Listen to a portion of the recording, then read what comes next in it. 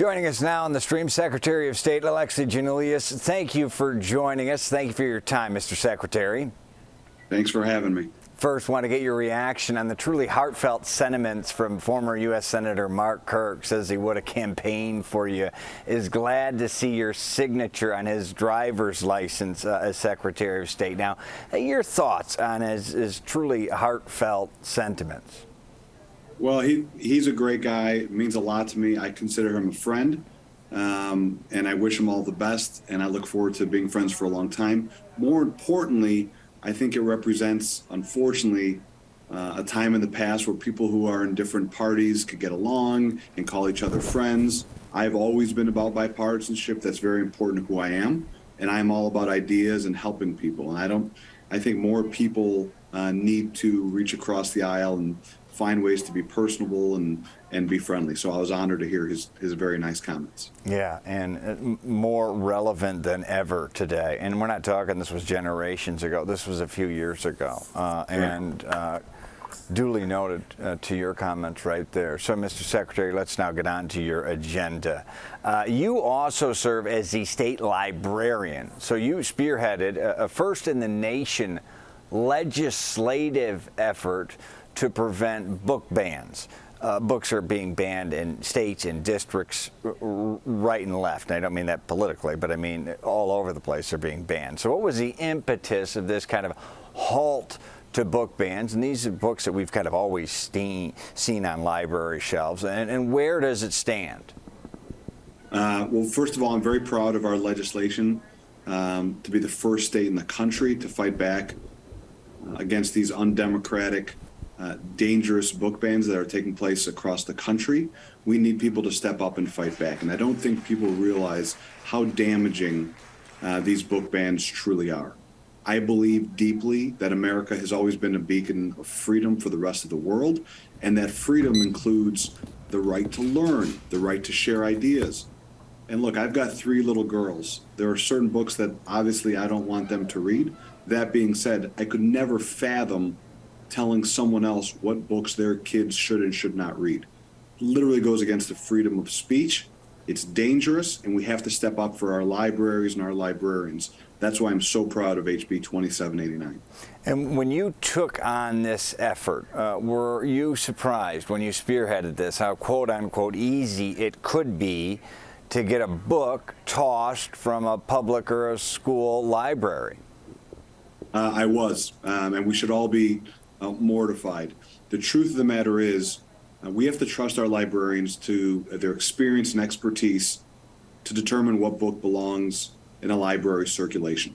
Make no mistake, this has nothing to do with banning books. This has to do with certain individuals who want to decide what books should and should not be read.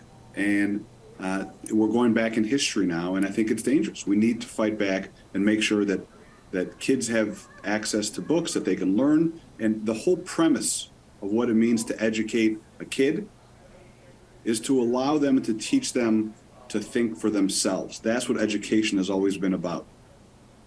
In the stunning but obvious file here, moving on here, you promised to get rid of kind of some red tape and some superfluous things in government. Well, here's one. Apparently, you could get pulled over, charged criminally for having an air freshener or even a rosary on your rearview mirror in the car.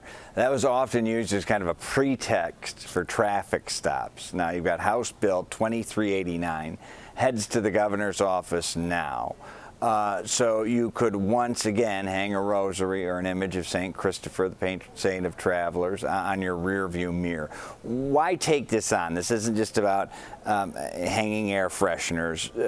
That was often used by, some say, police to abuse their right to pull someone over. When I got elected Secretary of State, I promised the people of Illinois an aggressive legislative agenda in addition to modernizing the office. And this was an important piece of legislation. I'm proud to pass the House. People don't even realize, I think, that in Illinois, it is illegal to hang an air freshener, a mask, a rosary from their rearview mirror. This legislation or this law is antiquated. It's dangerous. It makes our streets less safe. And it's also racist. I'm proud of the fact that we're going to get rid of it.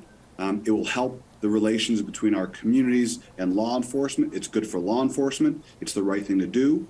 It's an equitable thing to do. And I'm proud of the legislature for passing it. We have to fight for every community. That law was absolutely ridiculous.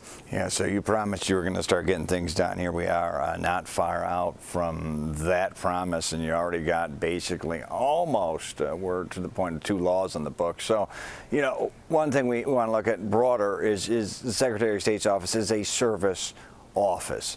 What are you going to do?